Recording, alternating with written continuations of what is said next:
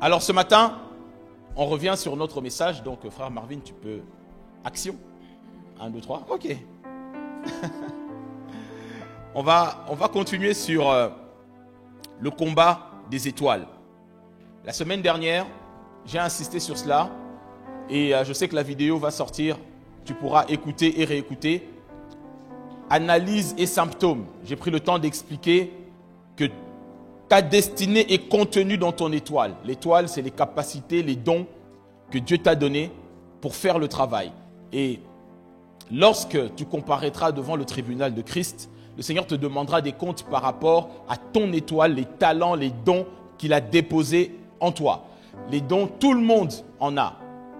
Que tu sois païen, chrétien, Dieu donne, il est bon envers tout le monde. Mais maintenant, c'est de ta responsabilité de pouvoir le faire briller.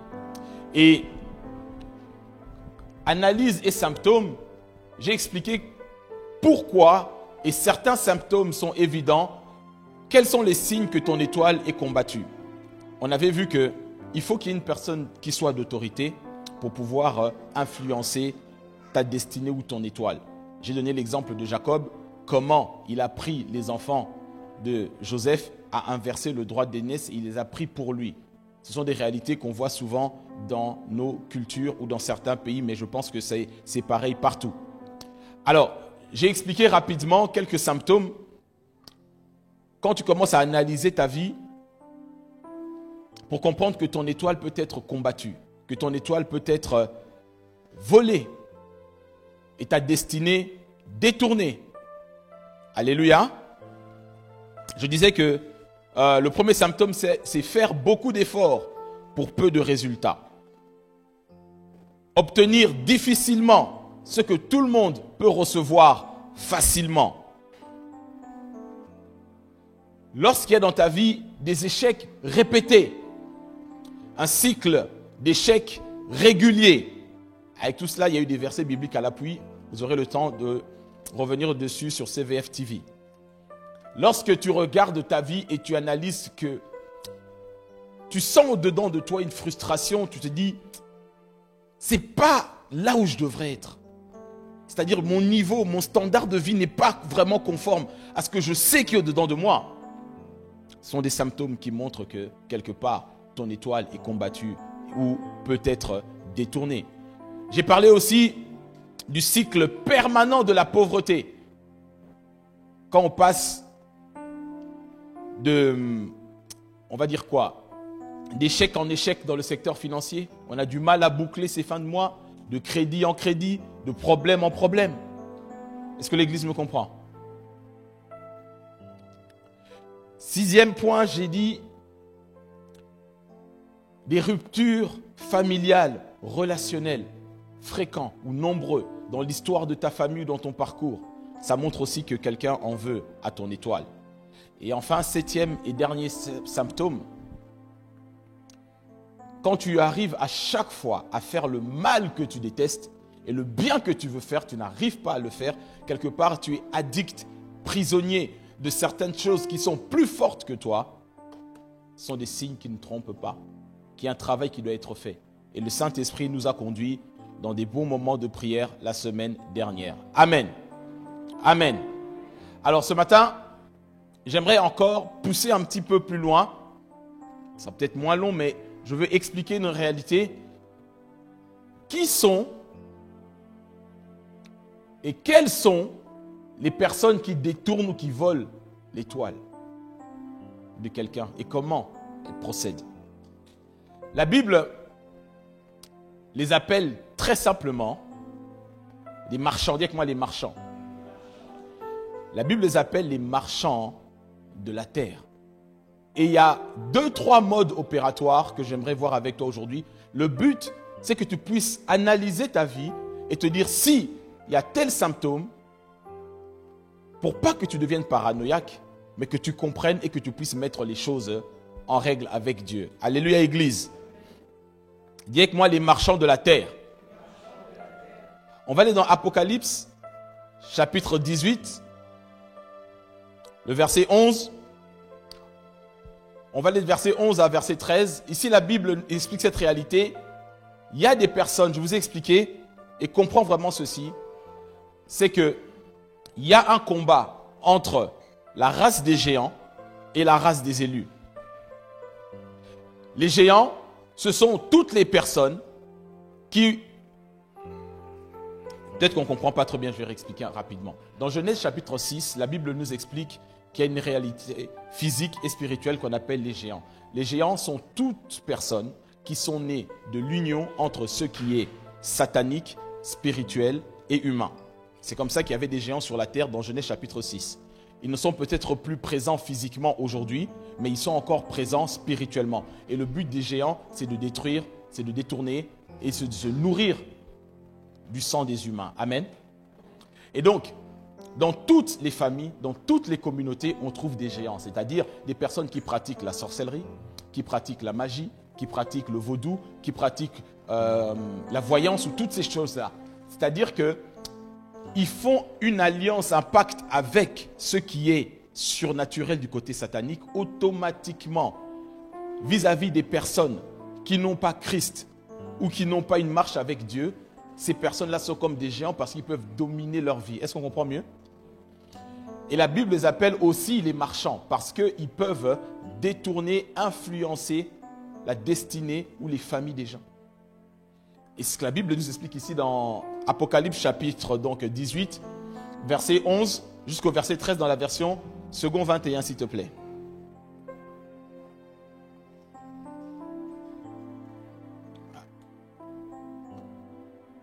De la terre pleurent aussi et sont dans le deuil à cause d'elle. Donc dis avec moi les marchands de la terre.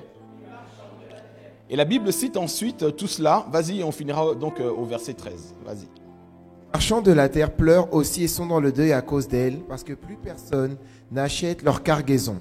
Cargaison d'or, d'argent, de pierres précieuses, de perles, de fin lin, de pourpre, de soie, d'écarlate, de toutes sortes de bois de senteur, de toutes sortes d'objets en ivoire, en bois très précieux, en bronze, en fer et en marbre, de cannelle, d'aromates, de parfums, de myrrhe, d'encens, de vin, d'huile, de fine farine, de blé, de bœuf, de chevaux, de Et chars. de chars. Arrête-toi.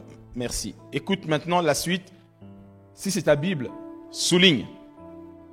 Écoute bien.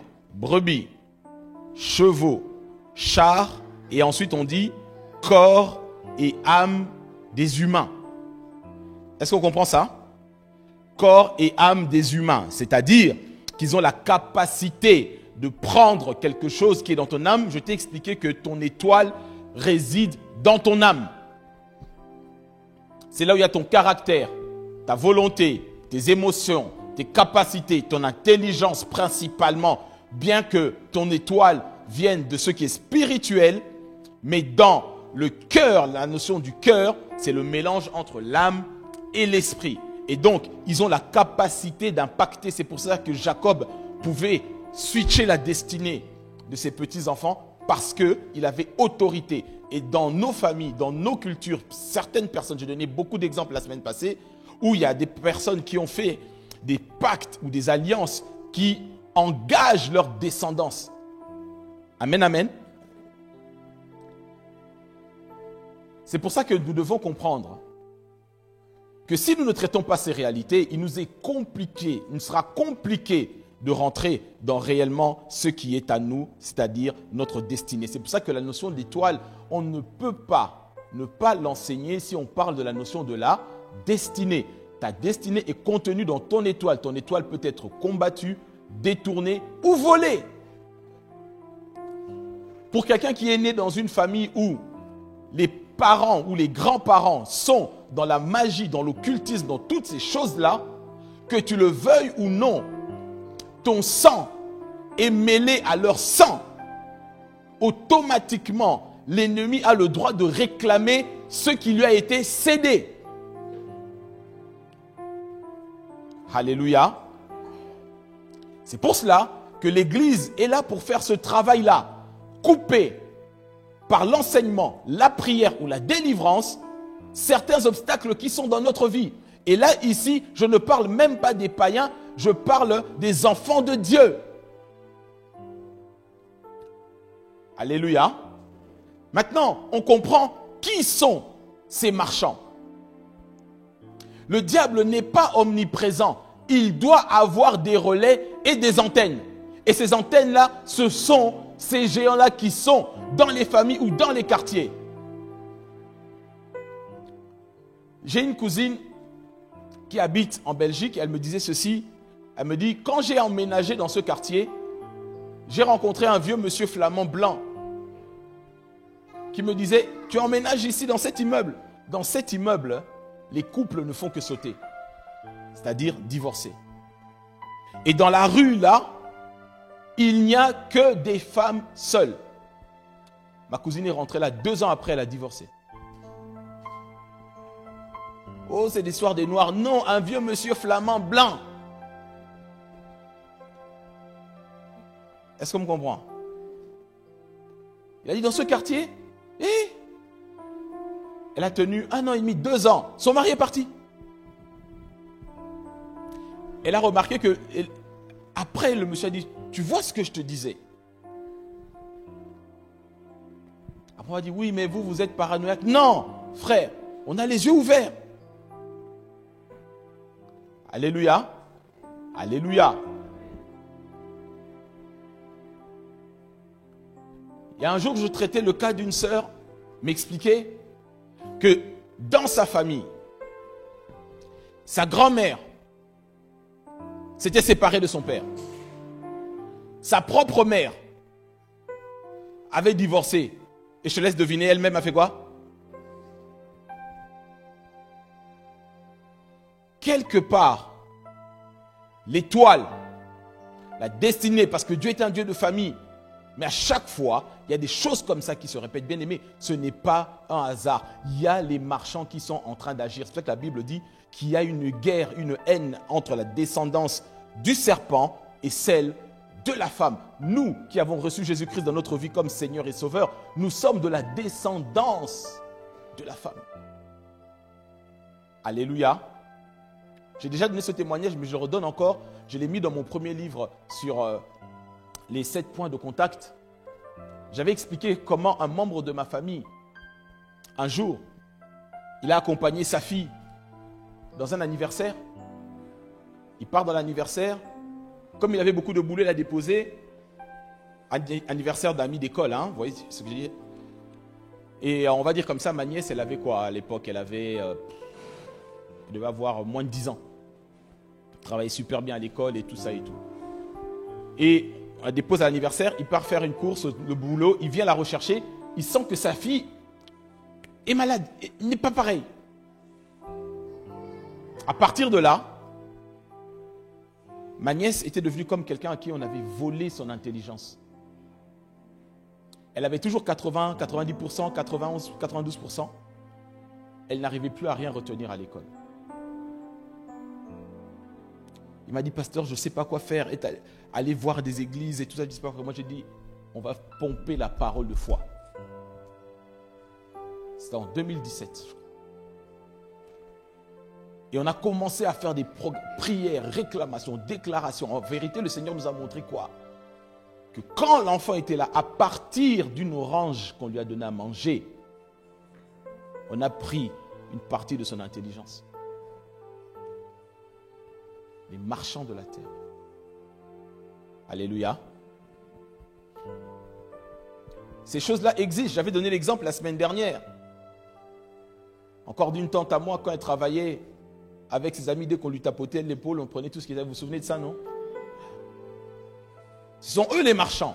C'est-à-dire, ils vont consulter du côté obscur pour bénéficier de ton ignorance. C'est pour ça que Dieu dira que mon peuple meurt. Parce qu'il lui manque quoi? La connaissance. Prends avec moi un autre passage, Ézéchiel chapitre 13, on reste sur second 21. Ézéchiel chapitre 13, versets 20 à 21. Ce matin, je vous explique un petit peu qui sont ces marchands et comment ils fonctionnent. On a vu dans Apocalypse chapitre 18 qu'ils trafiquent de l'or, de l'argent, de toutes ces choses-là. Bien aimés, nous qui pratiquons la délivrance, on sait ces choses-là. C'est-à-dire que quand il y a envoûtement, quand il y a détournement de ton étoile, Le Saint-Esprit me pousse à trop parler ce matin. Je dis ceci. Je connais un frère. Il est venu en Europe. Sa tante l'a déclaré comme étant son fils. Est-ce qu'on se comprend? En réalité, c'est le fils de sa petite sœur. Il l'a déclaré comme étant son fils. Le garçon arrivé à commencer à travailler. Il est devenu fonctionnaire.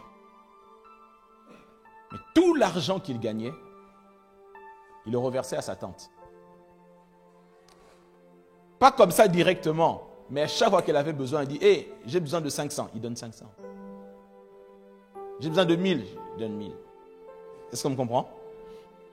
Et après un certain temps, ce garçon a donné sa vie à Christ et a rencontré une sœur qui prie. Et la sœur lui dira, il dit, hey, on est fiancés, mais là, c'est pas normal. Hein? Comment tout ce que tu fais comme travail, oui, on doit prendre soin et aider la famille, mais tu ne peux pas prendre 90% de tes revenus et donner à ta tante alors que toi-même, tu es surendetté, alors que tu es fonctionnaire et que tu travailles. Est-ce qu'on comprend un peu? Et le frère a fait tous ses efforts, il s'est fiancé avec la sœur. Alors, comme les femmes font ce qu'elles font, elle prend possession du territoire, n'est-ce pas? Et on va mettre un peu d'ordre là-dedans. Et du côté de la tante, les voyants commencent à clignoter. Amen. Amen. Elle dit, ah bon? Et comme le frère était un pied dedans, un pied dehors, il n'a pas compris, il s'est retrouvé dans certaines addictions. Il a commencé à boire, à sortir, à fréquenter des gens. Et puis c'était quoi? Amende sur amende. Rappel, coupe sur salaire, alors qu'il est fonctionnaire. Jusqu'à ce que la tante l'a fait tout, la fiancée a été dégagée. Et pour punir le frère, il se retrouve aujourd'hui sans rien. Minimum social. Mais dans le minimum, là, il donne toujours à la tante. Après, on lui dit, prie frère, il ne veut pas. Ou il est à moitié dedans, à moitié dehors. Je dis, frère, tu as besoin de délivrance, mais il faut que tu en sois d'abord conscient. Est-ce qu'on me comprend? Et il y a plusieurs manières de procéder pour posséder et contrôler l'étoile des gens. Et la Bible en parle. Comment dire? On va lire d'abord Ézéchiel, vous allez comprendre. Ézéchiel 13, verset 20, s'il te plaît. C'est pourquoi voici ce que dit le Seigneur l'Éternel. Je m'en prends à vos coussinets qui vous permettent de prendre des personnes au piège comme des oiseaux. Stop. Les coussinets, ce sont les poupées de fétiche. Ça parle mieux à quelqu'un? Ce sont les poupées de fétiche. Dieu il dit, je vais m'en prendre à vos coussinets. Le but de ces coussinets, quoi? C'est de prendre des personnes au piège comme des oiseaux. Et David parlera du filet de l'oiseleur, n'est-ce pas? Ce sont des modus operandi des marchands. Je disais la semaine dernière que pour toucher à ton étoile, la personne doit obligatoirement être quelqu'un de proche, soit de la famille, soit une relation proche, ou une personne qui a autorité spirituelle. Ou qui a autorité spirituelle.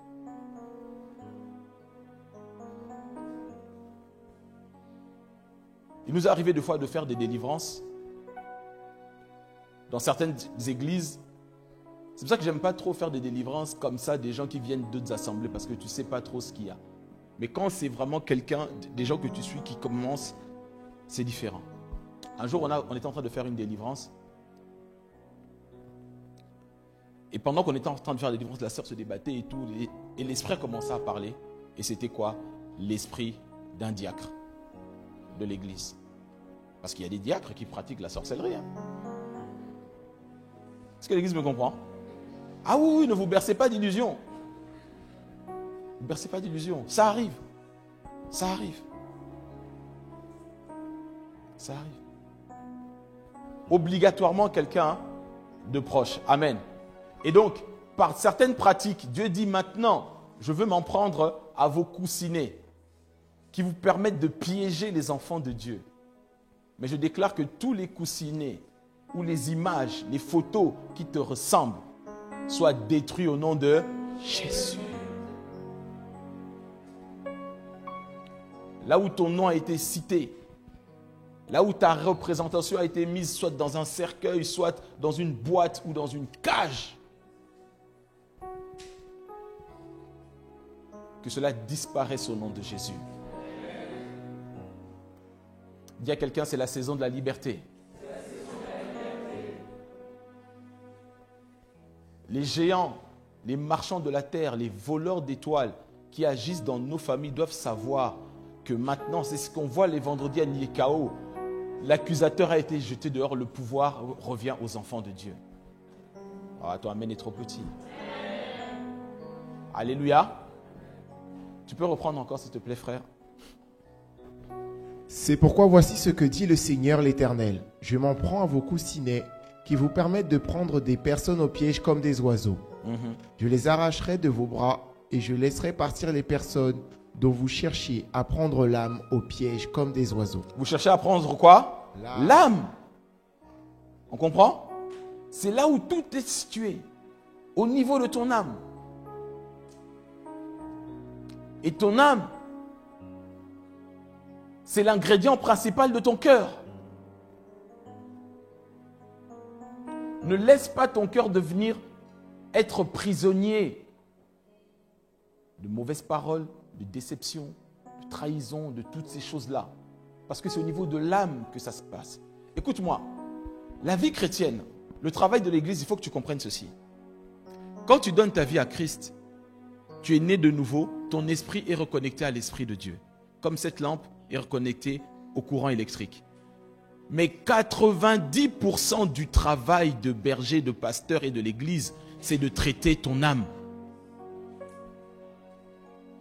C'est pour ça que le Seigneur dira, bien-aimé, je souhaite que tu prospères à tout, que tu sois en bonne, comme si ton âme ne prospère pas, ton esprit ne peut pas prospérer. Je te dis vrai. Ton âme, c'est là où il y a les blessures, les amertumes, les trahisons, les abandons, toutes ces choses-là, c'est au niveau de ton âme. Et le diable sait comme... Vous savez pourquoi le diable a cette capacité à exercer sa puissance sur ton âme? Parce que ton âme est rattachée à ton corps et à ta personne. Et la terre, à partir de Genèse 3, est sous la domination de l'ennemi. On comprend mieux? Il peut ainsi agir sur ton âme, sur tes émotions, sur ce qui est à toi. Donc fais attention. Alors, wow, Jesus, on est où même? Dis avec moi, mode opératoire. Je vais te démontrer trois types de personnes, de catégories, qui sont des voleurs ou des marchands d'étoiles. Parents, ouvrez vos oreilles. Retenez ce que je vous dis aujourd'hui. Regardez, observe ton enfant. Demande à Dieu quelle est son étoile et sa capacité. Ça te permet d'anticiper. Même si tes enfants aujourd'hui ont 25-30 ans, les problèmes qu'ils peuvent avoir sont souvent liés à leur étoile. Amen, amen. Alors, le premier type que moi je relève aujourd'hui, qui est souvent fréquent, je disais que parmi les marchands, les voleurs d'étoiles, il y a ce que moi j'appelle des Laban. Dis avec moi Laban. Laban, c'est un personnage qu'on retrouve dans l'Ancien Testament. Il est de la famille, le beau-père de Jacob. Amen, amen. c'est quelqu'un qui, entre guillemets, prie Dieu, mais qui est dans les fétiches. C'est un homme d'affaires, mais Laban, et la Bible démontre, juste de démontrer cela, ce sont des personnes qu'on retrouve souvent dans nos familles, qui s'enrichissent, qui vont loin avec les étoiles des autres. C'est-à-dire que dans une famille, observe, si dans cette famille, il n'y a qu'une seule personne qui va très loin, mais tous ses frères et sœurs, neveux, nièces, sont des galériens, c'est un Laban.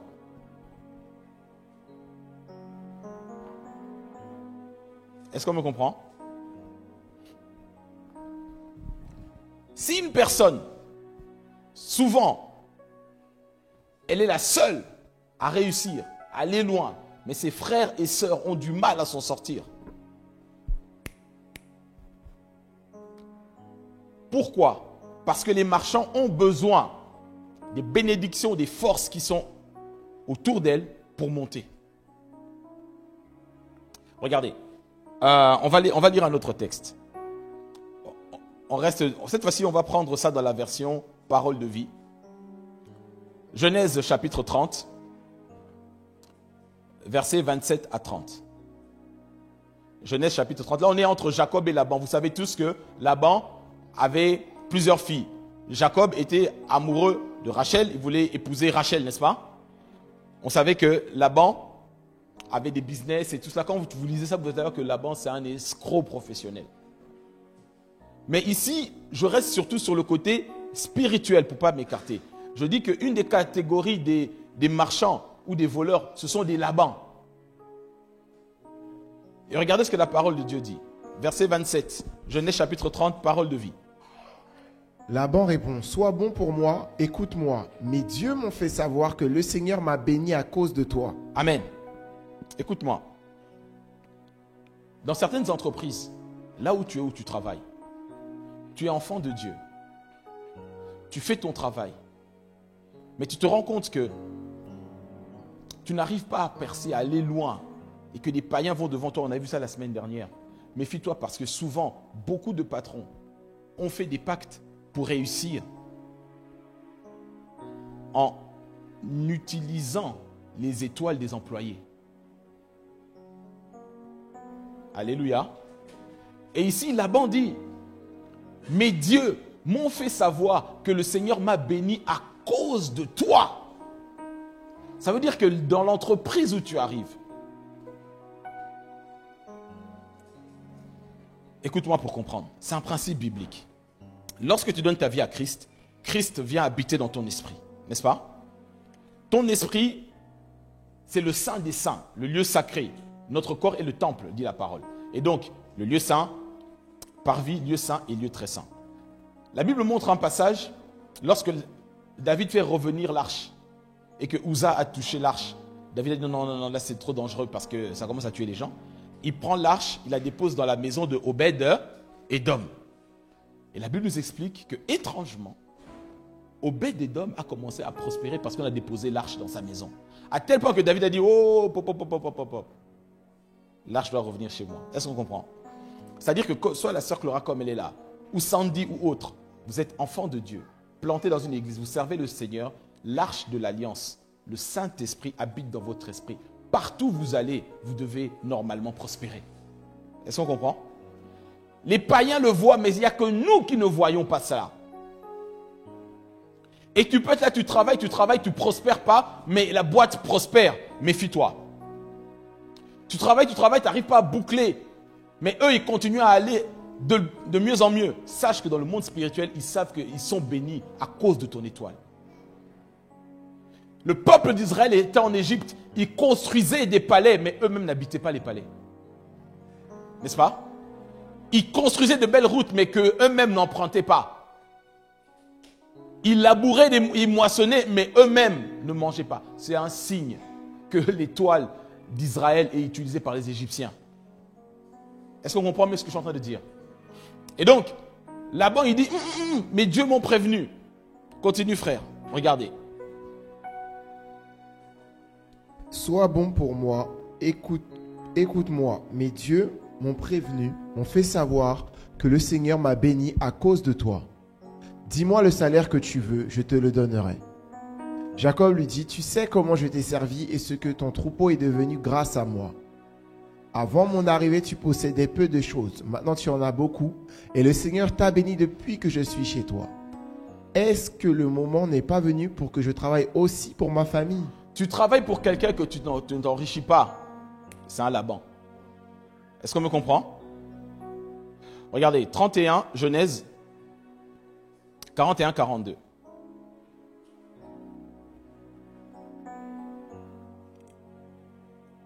Genèse chapitre 31, 41-42, vas-y. Cela fait 20 ans que je suis chez toi. Je t'ai servi 14 ans pour avoir tes 2 filles et 6 ans pour posséder un troupeau. Mais toi, tu as changé 10 fois mon salaire. Changé combien de fois? Continue. Si le Dieu de mon grand-père Abraham, le Dieu qui faisait trembler mon père Isaac, ne m'avait pas aidé, tu m'aurais laissé partir les mains vides. Les mains vides. En d'autres termes, travailler. Ne rien recevoir. Alors que eux s'enrichissent, c'est l'esprit de Laban. Et il y a beaucoup de gens qui sont comme ça. Et quand tu regardes la vie de Laban, tu verras ceci. C'est que, en réalité, dans la famille de Laban, la personne qui possédait l'étoile de la richesse et des business, tu sais c'était qui? Rachel. C'était Rachel qui avait l'étoile du business dans la famille de Laban. La preuve en est déjà que quand Jacob rencontre Rachel, elle s'occupait des brebis de son père, n'est-ce pas? Pourquoi tu crois qu'il a mis Léa d'abord? Il dit oui, c'est parce que... Non, c'est parce qu'il savait que Rachel avait ce don-là pour faire prospérer. C'est pour ça que lorsque Jacob est parti, comme on dit, en douce, en loose day, Laban a dit jamais. Il a poursuivi Jacob à cause de Rachel. Mais comme Rachel aussi était un pied dedans, un pied dehors, elle pratiquait aussi un petit peu, n'est-ce pas? C'est à cause de cela. Et c'est l'image de beaucoup de familles. Rachel avait cette étoile du business pour réussir. Et Laban le savait, puisqu'il savait déjà que Jacob, c'est grâce à lui que je prospère. Je perds aussi Rachel. Non. Et la Bible explique que Laban était parti pour tuer Jacob. Mais la Bible dit, Dieu ne lui a pas permis. Alléluia. Ok. Donc, première catégorie, j'identifie au personnage de Laban. Deuxième catégorie, Delilah. Amen, amen. Samson signifie petit soleil. En d'autres termes, étoile. C'est l'image de l'église du chrétien consacré. Le diable sait, s'il n'arrive pas à détruire ta destinée, il va chercher au moins à la détourner. À la détourner. Et donc, Samson avait une faiblesse. Et cette faiblesse, au niveau des désirs de la chair et de ses pulsions, les Philistins se sont concertés, ils ont dit non, comment réduire son étoile? Et parmi les traductions du nom Delilah, ça signifie amoindrir. Comme quoi les noms ont toujours un sens prophétique. Delilah, comme vous le savez, est arrivé dans la vie de Samson. Pour le faire, Samson avait une telle onction. Mais son étoile a commencé à dépérir petit à petit et surtout par les péchés de la chair. Vous savez, tout péché est un péché, c'est vrai. Mais tous les péchés n'ont pas la même conséquence. Tous les péchés n'ont pas la même conséquence. Les péchés d'ordre sexuel sont terribles et dévastateurs dans la vie des enfants de Dieu. Pourquoi? Quand j'étais jeune, je me disais, mais pourquoi nos pasteurs prêchent toujours contre la débauche un peu? Je comprenais pas. Je disais, mais il n'y a que ça comme péché. Mais quand je suis devenu pasteur, le Seigneur m'a permis de comprendre qu'il y a péché et péché. Je suis tenté de dire que tous les péchés amènent à la mort, mais n'amènent pas tous à la même vitesse. Alléluia. 1 Corinthiens chapitre 6. 1 Corinthiens chapitre 6, tu peux commencer à partir du verset de mémoire, je vais dire ça.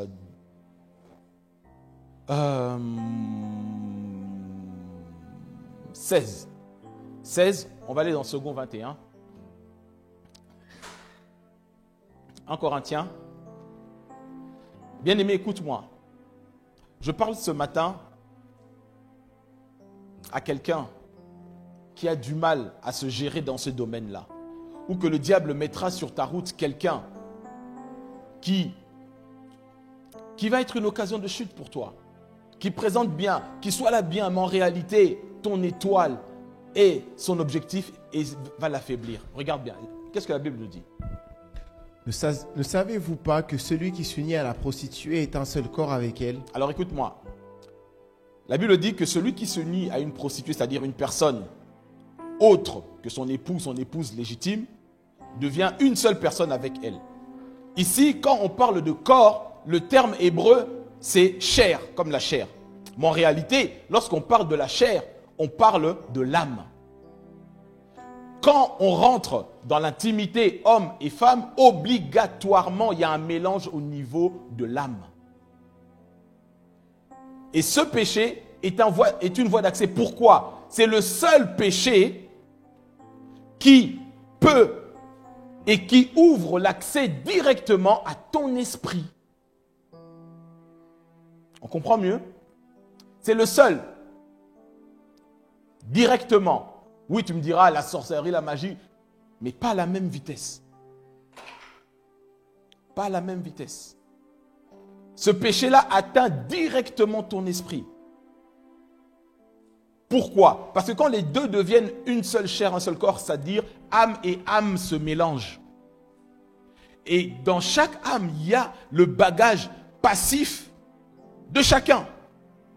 Est-ce qu'on comprend mieux? Maintenant, imagine-toi Samson qui représente l'Église. Les tresses de Samson représentent son alliance, sa consécration, la divinité des Philistins, c'est-à-dire le dieu qu'ils adoraient, Dagon. Dagon, c'est l'esprit de sirène, moitié homme, moitié poisson. Ça veut dire qu'à chaque fois que Samson se reposait sur Dalila, son âme touchait l'âme de Dagon. Est-ce qu'on comprend mieux? Beaucoup vous diront, oui, dans vos églises, on prêche. Parce que on prévient les enfants de Dieu. L'âme de quelqu'un. Tu ne sais pas si dans sa famille, avant, il y avait des sorciers, des voyants, des féticheurs, des guerriers, des sanguinaires.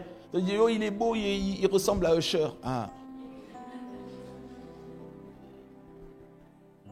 Quand Usher va devenir Dark Vador, ça va être autre chose. Est-ce que quelqu'un me comprend? Amen. C'est pour ça que la Bible dit, ne savez-vous pas que celui qui s'unit à une autre personne devient un seul corps? La Bible dit, les deux ne feront qu'un. C'est ce que Dieu dit dans Genèse chapitre 2. C'est la voie que Dieu a établie pour établir la famille, le mariage et pour procréer. C'est un mystère spirituel. Mais aujourd'hui, on dit, mais non, mais l'enfant, il a 16 ans. Il doit avoir des expériences quand même. Non-assistance.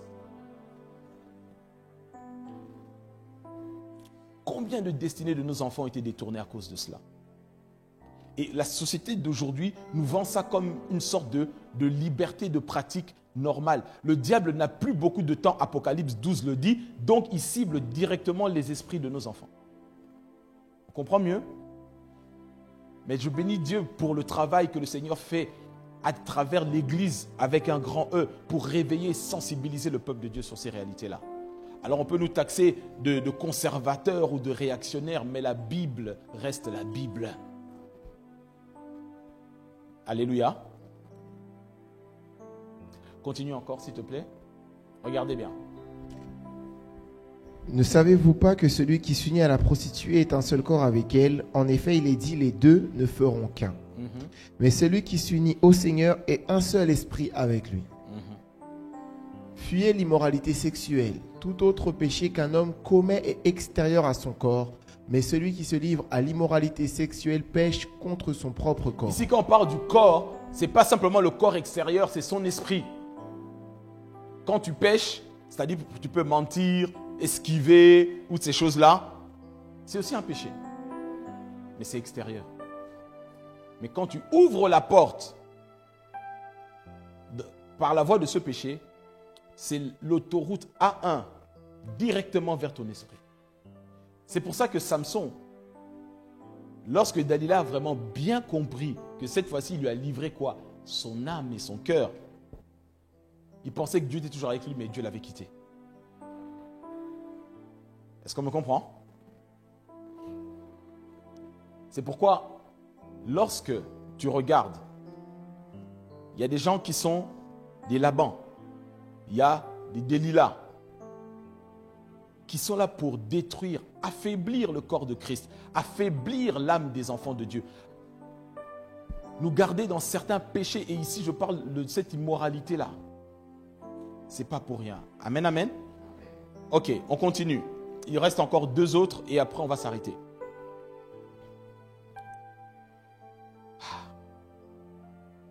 Troisième catégorie,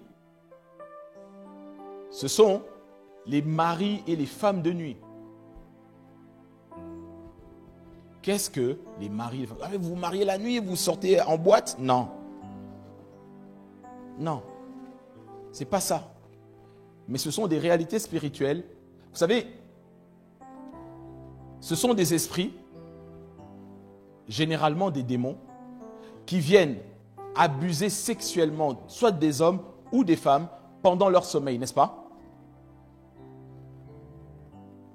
Ce sont des esprits méchants qui ont pour but de détruire les familles et les mariages. Ce sont principalement, ces esprits-là, ce sont des esprits jaloux.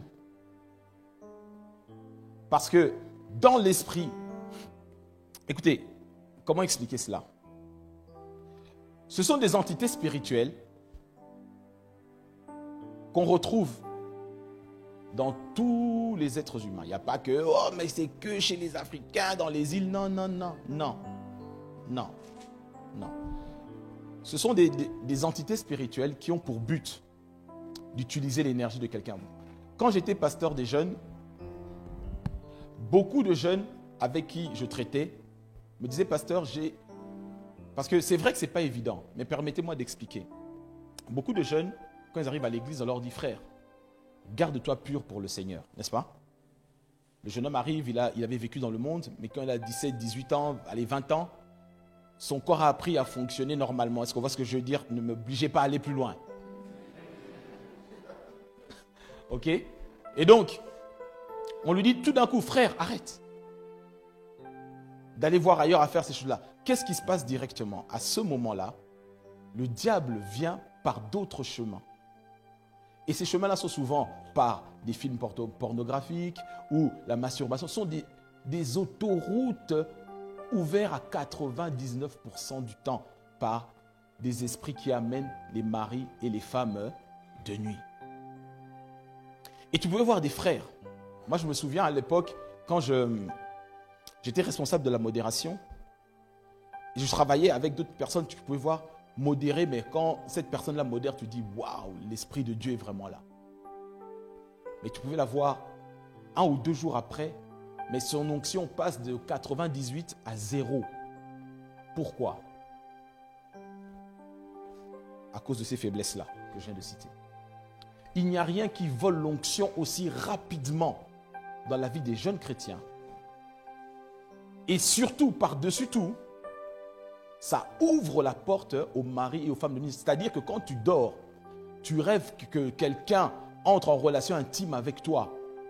Ce n'est jamais une bonne chose. Jamais. Parce que ça vient prendre de l'influx spirituel, psychique et voire même physique. Est-ce qu'on me comprend? Et beaucoup de jeunes chrétiens me disaient, pasteur, j'y arrive pas. Parce que ces pratiques-là sont ancrées en moi. Et dès qu'ils touchent à ça, ils ouvrent la porte. L'onction fond comme neige au soleil.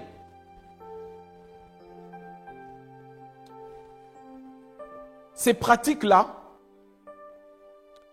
amènent des présences dans les couples, c'est-à-dire qui font naître des incompréhensions. Vous êtes 2, mais dans le lit, en fait, vous êtes 3. Est-ce qu'on me comprend? Je connais un frère qui témoignait, il disait ceci. Quand il est parti épouser la sœur, on lui a dit, dans cette famille, il ne faut pas aller te marier là-bas parce que ça finit toujours mal. Mais le frère a dit, non, moi j'ai l'onction, il n'y a pas de problème. Dieu est là, faya, faya. Il est parti, il a épousé la sœur. 1 mois. Le 2e mois, à chaque fois qu'il se réveille, il avait des traces sur son corps comme si on l'avait chicoté. Il lit au nom de Jésus. Chicote. À tel point qu'un jour, l'esprit lui a parlé, il dit, mais toi, tu ne sais pas que c'est ma femme? Du jour au lendemain, le frère a fui. Il est parti. Il est parti. Est-ce qu'on me comprend? Ce sont des marchands, c'est-à-dire ils prennent ton potentiel, ton énergie qui était destinée à servir Dieu pour faire le bien, mais ils plantent dans ta vie. Et vous savez, des fois même très jeune, souvent, moi je parle des réalités de l'église, parce que j'ai grandi dans l'église et je soigne les gens qui sont dans l'église. Ils ciblent souvent, surtout souvent des jeunes sœurs qui sont appelées à servir Dieu. Quand on a des sœurs consacrées, mais qui arrivent à 30 ans, 35 ans qui ne se marient pas, ça nie à problème. Humainement parlant déjà, c'est vrai, parce qu'elles aspirent à cela. Mais si on creuse bien, je ne dis pas que c'est tout le temps le cas, mais 80%, dans leur passé, il y a eu quelque chose ou des portes ouvertes. Ça crée des problèmes. Ce sont des marchands, dis avec moi les marchands de la terre. Ces esprits-là créent des problèmes. Les maris de nuit et les femmes de nuit. Je ne vais pas trop rentrer dans les détails, ce n'est pas le but de mon enseignement aujourd'hui, mais tout le monde comprend ce que je suis en train de dire. C'est pour ça que vous devez vous préserver par rapport à cela. Si vous réalisez, vous remarquez que le Saint-Esprit m'aide. Je fais une petite parenthèse. Pour ceux qui sont mariés, Dieu n'a pas établi les relations intimes que ça se passe dans les rêves. Si tu rêves que tu es avec ton mari et ta femme tout le temps dans les rêves, méfie-toi. Ce n'est pas de Dieu. Ça prend une image et ça doit se traiter. Je parle de Laban, je parle de Delilah.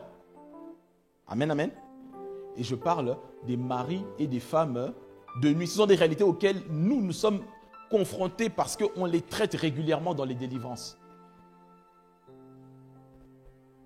Ça crée des addictions des fois que tu ne comprends pas. Ils ont aussi notre capacité, ils durcissent les cœurs. Ils te donnent un cœur dur que tu as du mal à pardonner, que tu as du mal à oublier, à laisser passer. Ce sont des caractéristiques qui ne trompent pas. Est-ce que l'Église me comprend? Je sais que pendant que je parle, le Seigneur est en train de te faire revenir en arrière pour revoir un petit peu certaines choses. C'est le Seigneur qui est en train de faire le travail, des choses que tu dois confesser, refuser, qu'on prie pour toi et que tu sois totalement délivré. Si tu es avec moi, donne-moi un bon amen. Et enfin, 4e et dernière partie, ou dernière catégorie, moi je les appelle des marchands inconscients. Ce sont des personnes que le diable utilise inconsciemment pour voler les étoiles des gens. Je m'explique. Ce sont des personnes par lesquelles l'ennemi passe. Il sait que tu as telle chose que tu ne supportes pas en tant que sœur. Je donne par exemple l'impolitesse. Il va passer par quelqu'un qui est toujours impoli, qui est à côté de toi, qui va susciter cette colère au-dedans de toi. Est-ce qu'on comprend mieux ou pas? Comment l'expliquer plus facilement? Quand je méditais sur ça, le Seigneur faisait comprendre qu'il y a des gens que l'ennemi utilise inconsciemment à cause de leur immaturité spirituelle, même dans l'église.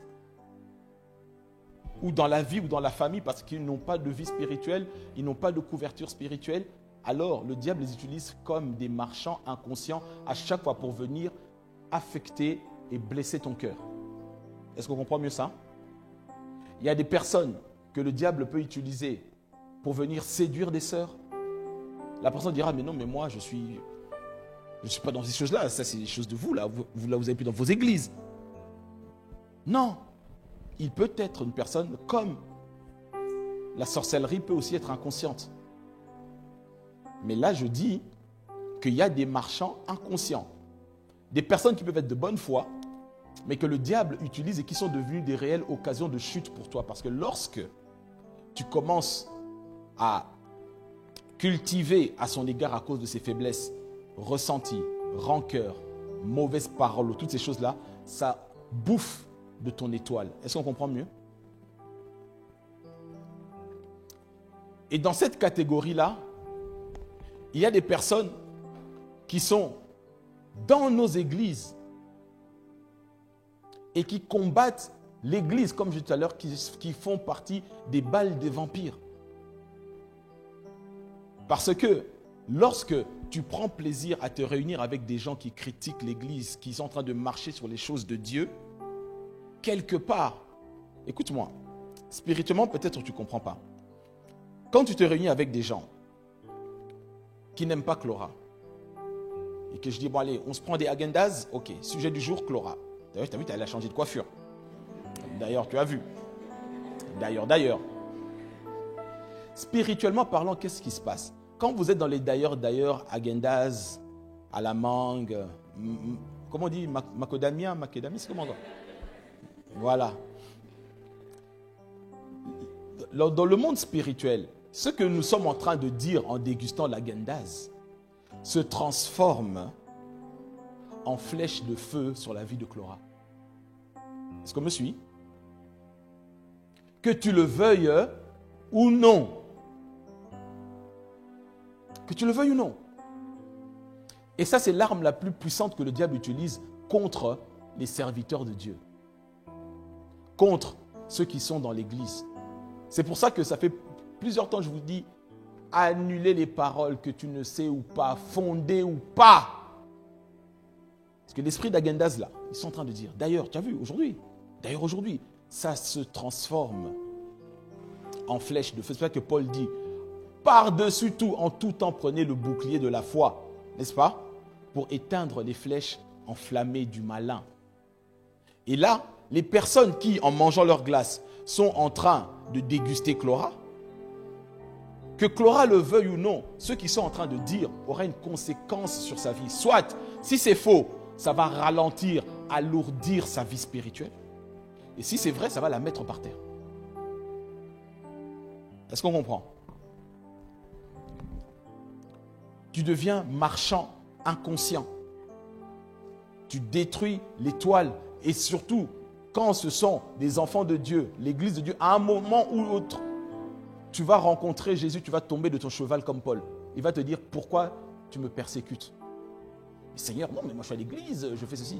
Tu me persécutes parce que tu es en train de détruire l'œuvre que je fais, parce que chaque personne ici individuellement est le temple du Saint-Esprit. Amen, amen. Je disais donc, il y a Laban, il y a Delilah, il y a les maris de nuit, les femmes de nuit, il y a les marchands inconscients. Tu peux lire avec moi ce dernier verset, on va s'arrêter là. Dans 1 Jean, version parole vivante, 1 Jean chapitre 2, on va lire du verset 9 au verset 11 s'il te plaît. 1 Jean chapitre 2, verset 9 à 11. Celui qui prétend vivre dans la lumière tout en détestant son frère est encore dans les ténèbres. Par contre, celui qui aime son frère reste constamment dans la lumière et il ne risque pas de tomber ou de faire tomber quelqu'un d'autre. Ou de faire tomber quelqu'un d'autre. Dis à ton voisin, ne deviens pas un marchand inconscient. Ne deviens pas un marchand inconscient. Amen, amen. Parce que le Seigneur te demandera des comptes par rapport à cela. Il est mort pour chacune et chacun d'entre nous. Et en devenant un marchand inconscient, si tu fais sortir les gens de l'église ou les démotiver, les démoraliser, Dieu te demandera des comptes. Est-ce que l'église est toujours avec moi?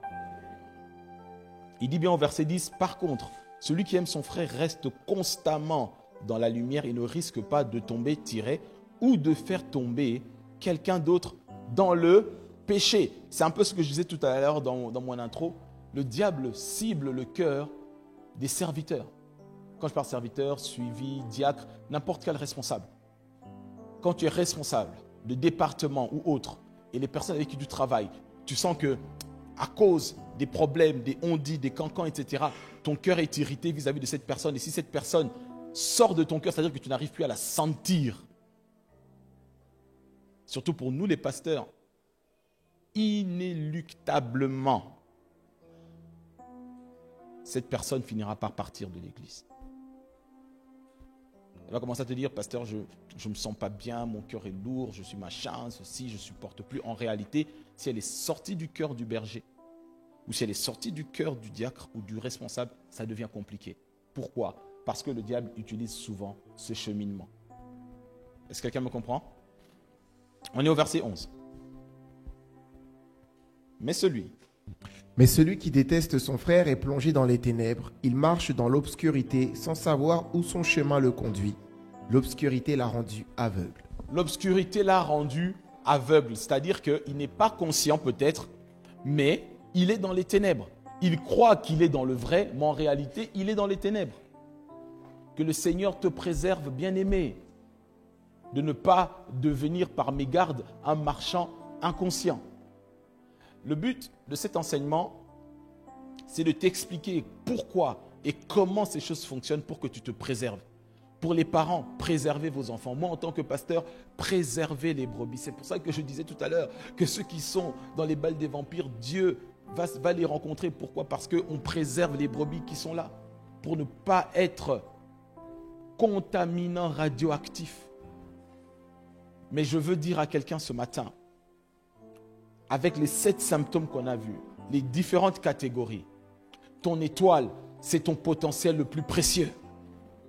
C'est ça qui va te permettre de rentrer et de vivre la vie que Dieu a prévue pour toi.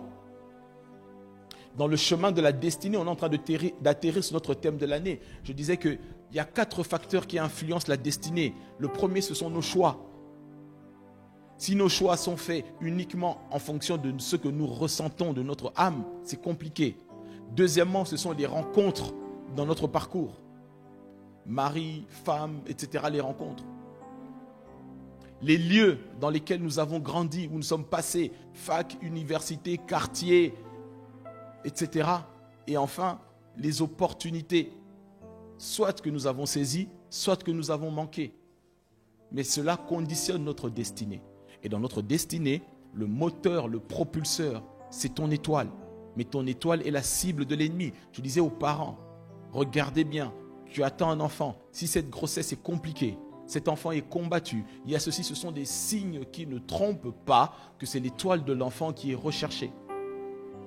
Est-ce qu'on me comprend? Demande toujours à tes parents, comme dans quel contexte je suis né. Est-ce qu'il y avait ça, ça ou ça? Ça va t'aider. Tu diras, mais non, tout était bien. Il n'y a pas de souci. Mais spirituellement, tu dois savoir. Amen, amen. Je prie ce matin pour quelqu'un. Que le Saint-Esprit ouvre les yeux de ton esprit. Que ceux qui t'alourdissaient, ceux qui venaient voler ce qui était à toi, ceux qui t'empêchaient de marcher, de courir sur le chemin de Dieu, que cela soit renversé au nom de Jésus.